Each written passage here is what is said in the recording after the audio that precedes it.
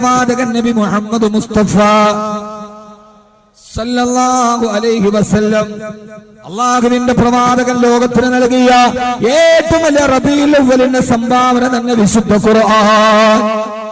ഹബീബായ നബി മുഹമ്മദ് മുസ്തഫ. നമ്മൾ ആണ്ടറുതിക്ക് മാത്രം സലാത്ത് ചൊല്ലുന്നവരായി മാറരുത്. റബീഉൽ അവ്വൽ 12 നടക്കുന്ന നബിദിന റാലിയിൽ മാത്രം നമ്മുടെ സ്നേഹം വടിഞ്ഞൊടുക്കുന്നവരാവരുത്. എപ്പോഴും അല്ലാഹുവിന്റെ റസൂൽ നബി മുഹമ്മദ് മുസ്തഫ സല്ലല്ലാഹു അലൈഹി വസല്ലം പറയാതിരിക്കാൻ തരമില്ല. നബിദിനാഘോഷവുമായി ബന്ധപ്പെട്ട് ചില നബിദിന റാലികളൊക്കെ അതിന്റെ മാന്യതയുടെ അതിർവരമ്പുകൾ കടക്കുന്നു എന്നത് കേരളത്തിലെ മുസ്ലിമീങ്ങളുടെ ഇടയിലെ വളരെ പ്രധാനപ്പെട്ട ഒരു അവസ്ഥയായി മാറിക്കഴിഞ്ഞിട്ടുണ്ട്. നബിദിന റാലികൾ എന്ന് പറയുന്ന നമ്മളൊക്കെ പരമ്പരാഗതമായി മദ്രസയിലെ വിദ്യാർത്ഥികൾ, സയ്യിദന്മാർ, ആലിമീങ്ങൾ, മഹല്ലിലെ കാരണവന്മാർ, മുത്തഅല്ലിമീങ്ങൾ, ഉലമാക്കൾ, ഉമറാക്കൾ എല്ലാവരും ഒരുമിച്ച് നിന്ന് ഐക്യത്തോടുകൂടി ബുറുദ പാടിയും മൗലിദ് പാടിയും അല്ലാഹുവിന്റെ റസൂലിന്റെ ജന്മദിനം ആഘോഷിച്ചിരുന്ന സ്ഥലത്ത് അതിനൊക്കെ മാറ്റം വന്ന് വൈകുന്നേരങ്ങളിൽ ന്യൂ ജനറേഷൻ ചെറുപ്പക്കാരുടെ വലിയ വാഹനങ്ങളിൽ കാതടപ്പിക്കുന്ന മ്യൂസിക്കും വെച്ച് ആർഭാടം കാണിക്കുന്ന ആഘോഷത്തിന്റെ അതിർവരമ്പുകളെ ലംഘിക്കുന്ന ലഭ്യക്കൂത്തുകളായി മാറുന്നു എന്നത് വളരെ ദുഃഖകരമാണ്. അല്ലാഹു മാറ്റിക്കൊടുക്കുമാറാകട്ടെ. നബിദിന റാലി എന്ന് പറയുന്ന മദ്രസ വിദ്യാർത്ഥികൾ, സാദാക്കുകൾ, ഉലമാക്കൾ, ഉമറാക്കൾ അതില് ബുറുദ പാടി മൗലിദ് ഓതി ആ സമയത്തൊക്കെ ചെയ്യേണ്ടത് ഈ അടുത്ത സമയത്തൊക്കെ നമ്മൾ ഫേസ്ബുക്കിൽ കാണുമ്പോ ഈ അടുത്ത സമയം ഇവിടെ അടുത്ത നബിദിന റാലി ഫേസ്ബുക്കിൽ ഉണ്ടായിരുന്നു. വലിയ ആർജവത്തോടെ അവിടെ ഇരിക്കുകയാണ്. വാഹനങ്ങൾ അലങ്കരിച്ച് പച്ചട്ടവല് തലയിലേക്ക് കെട്ടി പച്ചത്തുണി കൊണ്ട് വണ്ടിയുടെ ഹെഡ്ലൈറ്റ് മറച്ച് ഏറ്റവും പ്രധാനപ്പെട്ട ഏറ്റവും വില കൂടിയ വാഹനങ്ങൾ മാത്രമുള്ള വാഹന റാലി. ഇതൊക്കെ ആരാണ് പഠിപ്പിച്ചു തന്നത്? എന്തിനാണ് നബിദിന റാലിയിൽ പകലോ രാത്രിയിലോ ഒരു തീപ്പെട്ടിക്കൊള്ളി കൊണ്ടുപോലും അഭ്യാസം നടത്തിയിട്ടില്ലാത്ത ഉമ്മത്ത് മുസ്ലിമയുടെ അനുയായികൾക്ക് എന്തിനാണ് നബിദിന റാലിയിൽ ഒരു പട്ടാള വേഷം? എന്തിനാണ് ഒരു കമാൻഡോ വേഷം? രാത്രിയിലോ പകലിലോ ഒരു തീപ്പെട്ടിക്കൊള്ളി കൊണ്ടുപോലും കൈ ചുഴറ്റിയിട്ട് അഭ്യാസം പരിശീലിക്കാത്ത ഉമ്മത്ത് മുസ്ലിമ. ആ ഉമ്മത്ത് മുസ്ലിമയ്ക്ക് നബിദിനയിൽ ഒരു കമാൻഡോ വേഷത്തിന്റെ ആവശ്യമുണ്ടോ? ഉണ്ടോ? ഉണ്ടെങ്കിൽ നിങ്ങൾ പറയും. എന്തിനാണ് നമ്മൾ സമൂഹത്തിന്റെ മുമ്പിൽ തെറ്റായ ചിന്തകൾ ഇട്ട് കൊടുക്കുന്നത്?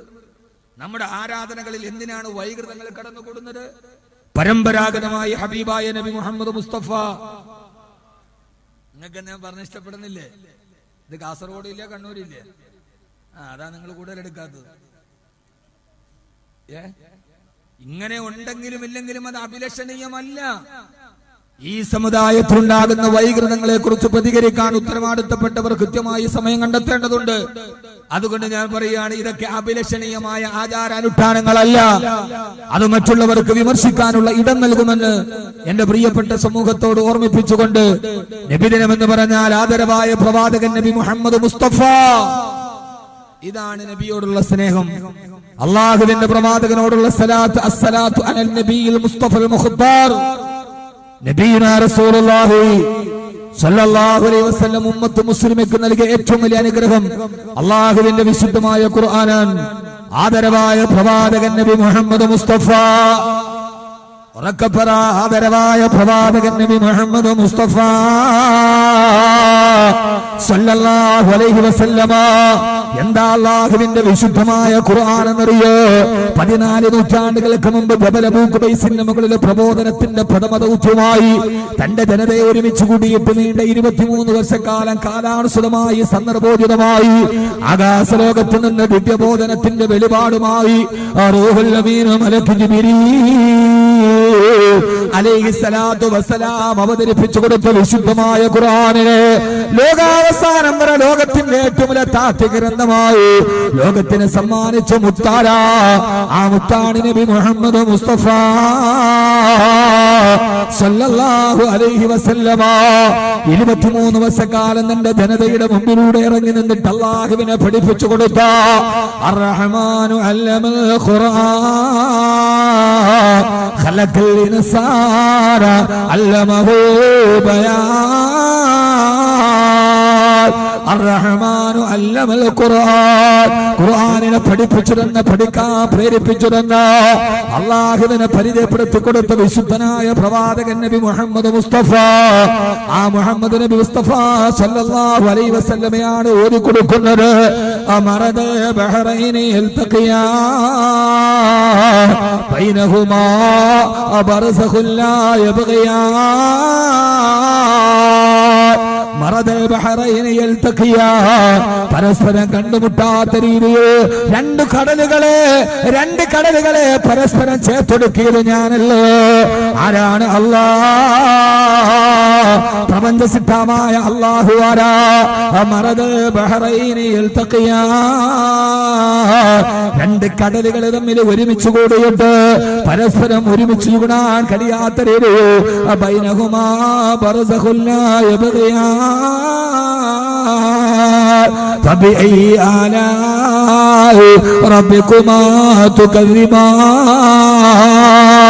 രണ്ട് കടലുകൾ തമ്മിൽ ഒരുമിച്ച് കൂടുമ്പോ അതിന്റെ ജലങ്ങൾ തമ്മിൽ ഒരുമിച്ച് കൂടാതെ അതിന്റെ ഇടയിൽ അദൃശ്യമായ മറയിട്ട് കൊടുത്തത് ഞാനല്ലേ. രണ്ട് കടലുകൾ എവിടെയാണോ ഒരുമിച്ച് കൂടുന്നത്, രണ്ട് കടലുകളുടെ സംഗമ സ്ഥാനത്ത് യഖ്റുജു മിൻഹുമൽ ലുഅ്ലുഉ വൽ മർജാൻ. അവിടെ നിങ്ങൾ മുങ്ങി നോക്കിയാൽ വിലപിടിപ്പുള്ള മുത്തുകൾ അവിടെ കാണാൻ കഴിയുമെന്ന്. രണ്ട് കടലുകൾ തമ്മിൽ സംഗമിക്കുന്നത് എവിടെയാണോ അവിടെയാണ് വിലപിടിപ്പുള്ള മുത്തുകളുടെ ശേഖരമുണ്ടാകുന്നതെന്ന് ലോകത്തോട് ഓതി പറയുന്നതാരാ? 23 വർഷക്കാലത്തിന്റെ ഇടയിൽ കടലിലൂടെ യാത്ര ചെയ്തിട്ടില്ലാത്ത, ഒരു തോണിയിൽ പോലെ കയറിയിട്ടില്ലാത്ത ആമനയുടെ മുത്തേ നബി മുഹമ്മദ് മുസ്തഫ സല്ലല്ലാഹു അലൈഹി വസല്ലമ. എന്റെ പ്രിയപ്പെട്ട ചെറുപ്പക്കാരാ, അല്ലാഹുവിന്റെ ഖുർആനെ പരിചയപ്പെടുത്തേണ്ടത് ഇങ്ങനെയാ. നേരത്തെ ഫിറോസ് സാഹിബ് സൂചിപ്പിച്ചതുപോലെ ആടുമേക്കാൻ പോകാൻ പറയുന്ന ബഹുസ്വര സമൂഹത്തിന്റെ അസ്വാരസ്യങ്ങളിൽ നിന്നും അസ്വസ്ഥതകളിലും മാറി നിന്നിട്ട് ഒരു മനുഷ്യ സമൂഹത്തിനോടുള്ള കടമകൾ നിർവഹിക്കാറ് വീടിന് 4 ചുവരുകൾക്കുള്ളിൽ ആരാധനകൾ കൊണ്ട് ഒടുങ്ങിക്കൂടണമെന്ന് പറയുന്നതല്ല. അല്ലാഹുവിന്റെ വിശുദ്ധമായ ഖുർആനാരാ? യമനിലേക്ക് ആടുമേക്കാൻ പോകാനല്ല, അല്ലാഹുവിന്റെ ഗോളങ്ങളെ കുറിച്ച് ചിന്തിക്കുവാൻ, അതിലൂടെ സൂര്യാസ്തമയെ കുറിച്ച് ചിന്തിക്കുവാൻ, അതിലൂടെ നിന്നെ അല്ലാഹുവിന്റെ ഖുദ്റത്തുകളെ കണ്ടെത്താൻ ആരാ ഓതി പറയുന്നത്? രണ്ട് കടലുകൾ ഒരുമിച്ച് കൂടുന്ന സ്ഥാനത്താണ് വിലപിടിപ്പുള്ള മുത്തുകളെന്ന് പറയുന്നവരാരാ? ഇതേവരെ കടലിൽ സഞ്ചരിച്ചിട്ടില്ലാത്ത ആമനയുടെ മുത്ത്, ആദർശത്തിന്റെ സത്ത്, ആദരമായ പ്രവാചകൻ നബി മുഹമ്മദ് മുസ്തഫ സല്ലല്ലാഹു അലൈഹി വസല്ലം. അല്ലാഹുവിന്റെ റസൂൽ കടലിൽ യാത്ര ചെയ്തിട്ടില്ല. ആ പ്രവാചകനാണ് ഓതി പറയുന്നത് കടലുകളുടെ ഇടയിലുള്ള അത്ഭുതത്തെ കുറിച്ച്. ഇതാണ് ഖുർആൻ. ഖുർആൻ പഠിക്കുക എന്ന് പറഞ്ഞാൽ എന്താ മനസ്സിലാകേണ്ടത്? അവൻ ലോകത്തിലെ ഏറ്റവും വലിയ ചിന്തകനാവുകയാണ്. ഇവിടെ ഈ ഖുർആൻ പഠിച്ച ഹാഫിളുകൾ അവര് പ്രൈസ് വാങ്ങിച്ചു പോകുമ്പോൾ നിങ്ങളൊക്കെ കരുതുക ഖുർആൻ പഠിക്കാന്ന് പറഞ്ഞാൽ കോഴി അറുക്കണം മുരിയാരാവുമെന്നാണ്. ആ മുരിയാര് കുട്ടി കോഴിയുടെ കൈത്തറക്കാൻ പഠിച്ചു. അതല്ല ഖുർആൻ. ഖുർആൻ എന്ന് പറഞ്ഞാൽ പരമാണു മുതൽ പരലോകം വരെ, ആറ്റം മുതൽ ആഖിറം വരെ നീ എന്താവണം, നീ എങ്ങനെ ജീവിക്കണം, ഏത് രീതിയിൽ പോകണമെന്ന് പറഞ്ഞ വിശുദ്ധ ഖുർആൻ. അള്ളാഹു നമുക്ക് തൗഫീഖ് നൽകി അനുഗ്രഹിക്കുമാറാകട്ടെ. അള്ളാഹു നമുക്ക് തൗഫീഖ് നൽകി അനുഗ്രഹിക്കുമാറാകട്ടെ. യഥാർത്ഥത്തിൽ എന്റെ സഹോദരങ്ങളെ, ലോകത്ത് ഖുർആൻ പറയാത്തതൊന്നുമില്ല.